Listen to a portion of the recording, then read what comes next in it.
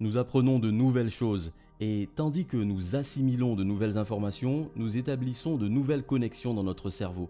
C'est comme ça que nous ajoutons une nouvelle maille à la tapisserie tridimensionnelle de notre architecture neurologique afin de pouvoir commencer à faire fonctionner le cerveau de manière inédite. C'est ce que fait la connaissance et c'est l'évolution que nous recherchons. Je suis le plus heureux quand je pense au nombre infini de possibilités qui existent dans le champ quantique.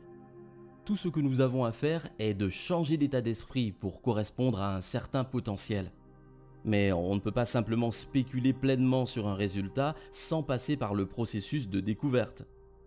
Nous devons comprendre que dans le cerveau, la somme des parties est supérieure au tout. Par conséquent, avec toutes les connaissances et toute l'expérience que vous avez acquises, si vous parvenez à changer de vitesse et à faire fonctionner votre cerveau d'une nouvelle manière, ce processus d'émerveillement et de contemplation constituera le processus de construction neurologique qui vous permettra, lorsque vous vous asseyerez et que vous créerez réellement, d'avoir installé le matériel nécessaire. C'est donc sur ce point que l'apprentissage est en passe de pouvoir sortir des sentiers battus. Penser de manière conventionnelle, c'est forcer le cerveau à se cibler sur la même séquence, dans le même schéma, avec la même combinaison. Or, si les cellules nerveuses qui se déclenchent en même temps se câblent ensemble, au fil du temps, ça fabriquera une signature très spécifique qu'on appelle la personnalité. Penser de manière conventionnelle ne signifie pas qu'il existe des conventions au sein de votre cerveau, mais c'est un schéma de pensée qui revient de manière répétée et irréfléchie. Sortir des sentiers battus signifie casser ce schéma et faire fonctionner le cerveau de manière nouvelle et inhabituelle. Et le seul ingrédient qui nous permette de le faire très bien en tant qu'information, c'est la connaissance. Parce que lorsque nous apprenons de nouvelles choses en assimilant de nouvelles informations, nous établissons de nouvelles connexions dans notre cerveau. Et comme ça, on ajoute une nouvelle maille à la tapisserie tridimensionnelle de notre architecture neurologique afin que nous puissions commencer à faire fonctionner le cerveau de manière inédite. Et c'est ce que suscite la connaissance. C'est l'évolution que nous recherchons.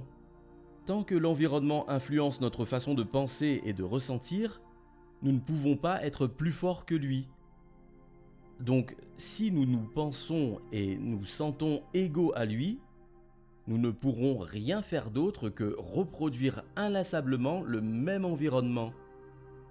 Vous savez, c'est cette idée que nous pouvons changer quelque chose en nous, dans notre conscience, dans nos pensées et dans nos sentiments, en étant capable de mémoriser à la fois neurologiquement des informations, les câbler, d'installer du matériel et dans le même temps conditionner émotionnellement le corps à être un esprit. L'esprit et le corps travaillent ensemble. Si nous sommes en mesure de maintenir cet état d'esprit modifié, il devrait y avoir des preuves extérieures à nous. Donc, au lieu de parler de cause à effet, je préfère plutôt l'idée de provoquer des effets. Là où ça coince, c'est avec cette idée selon laquelle nous devrions toujours savoir ce qui va se passer. Et je pense que c'est notre plus grande erreur parce qu'on ne pourra jamais contrôler le résultat de ce qui est par définition imprévisible. C'est d'ailleurs le but du modèle en question.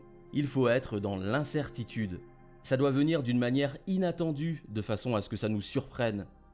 Ce qui ne laisse aucun doute sur le fait que ce que nous avons accompli en nous produit un certain effet hors de nous. Elle se transforme progressivement en événements de plus en plus importants. Alors lorsque vous expérimentez cela, vous vous apercevez qu'il n'est pas si étonnant que ça de ressentir cette joie et cette reconnaissance d'être en vie. Je pense en fait que c'est notre état naturel et que ce genre de sensibilité vient de l'intérieur de nous, tandis qu'il n'est pas nécessaire de chercher à le ressentir par le biais d'éléments extérieurs à nous. Je pense que c'est vrai et que c'est notre vrai pouvoir. Nous avons deux systèmes principaux de mémoire dans le cerveau et le corps. Nous avons ce qu'on appelle un système de mémoire explicite ou des souvenirs déclaratifs. Les souvenirs déclaratifs ne sont que des souvenirs que vous pouvez affirmer.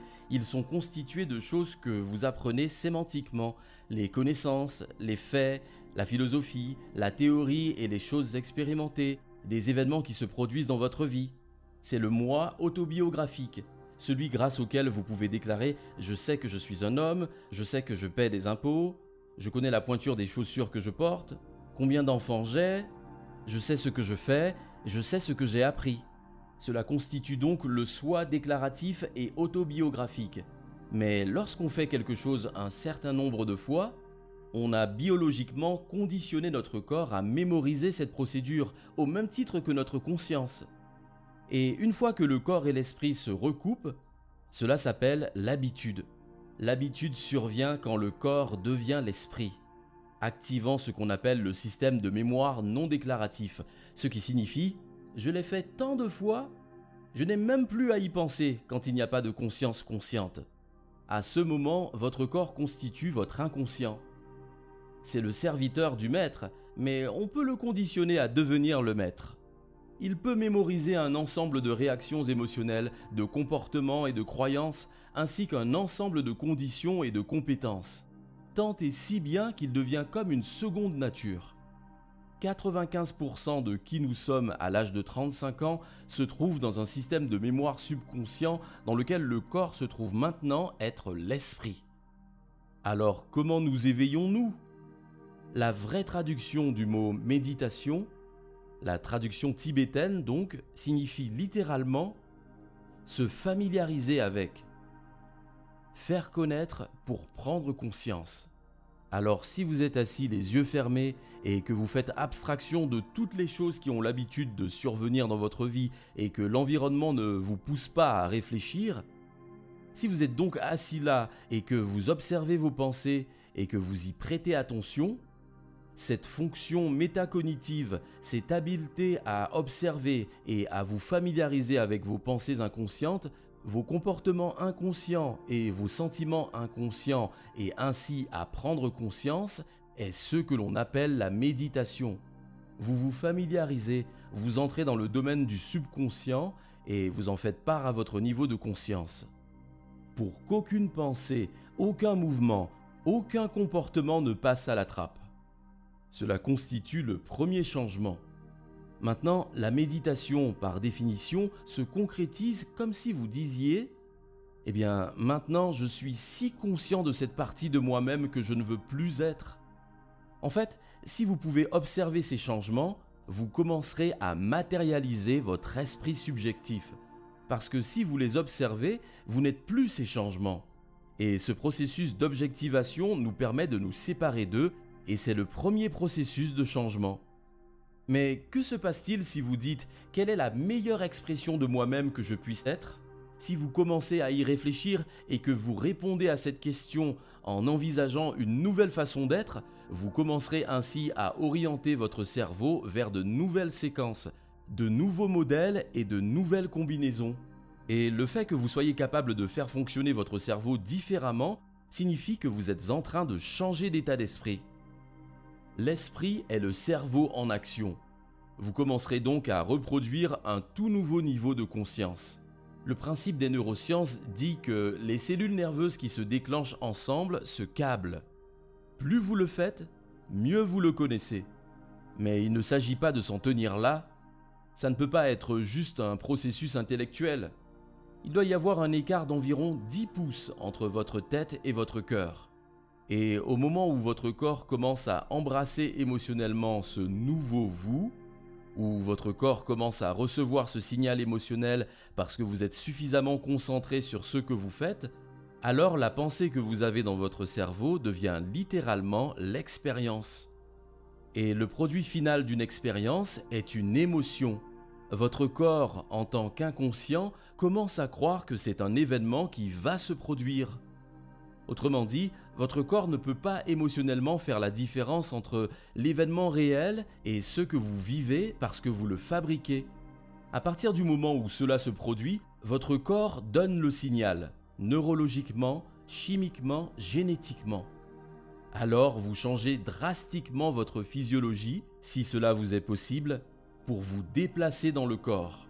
Et vous pouvez mémoriser ce sentiment jusqu'à ce qu'il devienne familier. Vous vous élevez lorsque votre esprit et votre corps travaillent ensemble. Vous êtes dans une toute nouvelle manière d'être. C'est quand l'esprit et le corps sont en harmonie, lorsque les pensées et les sentiments sont alignés. La plupart des gens vivent dans la dualité, mais ils se sentent négativement. Ils veulent de la richesse, mais ils se sentent pauvres. Ils prient pour une nouvelle vie, mais ils se sentent coupables. L'esprit et le corps sont en contradiction. C'est pourquoi nous devons reconnecter le corps à un nouvel esprit. Et quand ça devient si familier que nous avons finalement détecté et désapprouvé quelque chose de notre ancien moi, nous devons éliminer cette chose pour réapprendre quelque chose de nouveau à la place, briser l'habitude de l'ancien moi et réinventer le nouveau moi. Façonner les connexions synaptiques dans le cerveau afin d'en faire germer de nouvelles et mémoriser l'émotion qui est réellement stockée dans le corps. Nous conditionnerons ensuite le corps à être réceptif à un nouvel esprit, à une nouvelle émotion, ce qui nécessite essentiellement que vous renonciez à votre état d'esprit actuel pour en adopter un nouveau. Toutefois, on remarque que lorsque la plupart des gens rompent cette continuité chimique à laquelle ils étaient tant habitués à l'âge de 35 ans, cet inconfort les fait rêver de l'émotion à laquelle ils étaient accros, alors ils reviennent au même soi. Les personnes marquantes de l'histoire l'avaient compris et elles ont continué malgré cela. Il est tout à fait compréhensible que nous puissions être à la fois mal à l'aise en étant d'accord avec ça, en sachant que nous allons réellement nous diriger vers un nouvel horizon, nous retrouver dans un nouveau pays. Nous allons vouloir nous libérer de ça.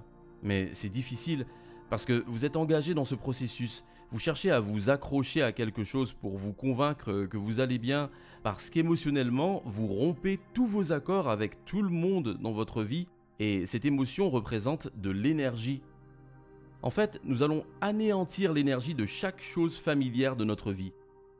Et tout comme une molécule de sodium se lie à une molécule de chlorure, il y a un lien qui se produit énergiquement, même au-delà de l'espace et du temps. Et tandis que vous commencez à changer et à rompre cette connexion émotionnelle, vous accumulez de l'énergie. Et cet inconfort fait alors basculer le corps dans le chaos. Donc les gens reviennent à la même relation, au même travail ou aux mêmes circonstances. Et cela leur semble juste, mais en réalité, ça ne les fait se sentir bien que parce que ça leur est familier, à l'opposé d'une vie passée dans l'inconnu et dans l'incertitude. Le modèle quantique est le seul domaine où l'inhabituel se produit pour de bon. C'est là que les choses deviennent bizarres, farfelues et fouillées. Ça nécessite quand même un peu de lâcher prise sur ce dont vous pensez que cela devrait être, et d'être prêt à nager en eau trouble pour un certain temps, parce que l'énergie se renouvellera dans ce nouvel esprit. Maintenant, la plupart des gens vous font penser cela quand ils retournent à ce qui leur est familier, puis s'arrêtent là. Mais si vous n'êtes pas réellement engagé dans le processus, il serait logique de vous rappeler chaque jour qui vous ne voulez plus être et de vous rappeler qui vous voulez être. C'est ça la méditation. C'est démystifiant de la manière la plus simple pour aller au-delà de l'esprit analytique et commencer à avoir une intention future qui n'est plus liée aux émotions du passé. Et quand vous êtes capable de faire ça, alors l'univers commence à combiner ces nouvelles habitudes et désormais, vous êtes dans un état qui perpétue continuellement des effets sur votre état externe. Le modèle quantique dit que l'environnement est une extension de l'esprit. Donc, si vous changez d'état d'esprit, vous changez votre vie.